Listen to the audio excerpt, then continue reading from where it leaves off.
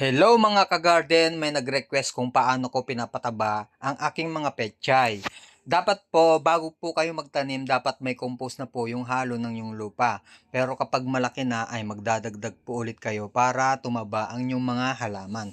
Tapos ginagamit ko dito ay fermented plant juice. 2 beses sa isang linggo ang pag-i-spray po nito. Sa 1 litrong tubig, 2 takip ng sa Coke. Ayan, i-spray nyo lang po yan.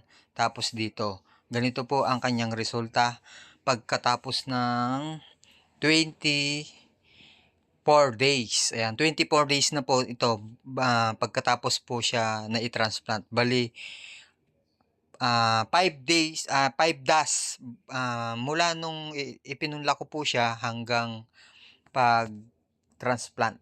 Ayan, 5 das. Tapos 24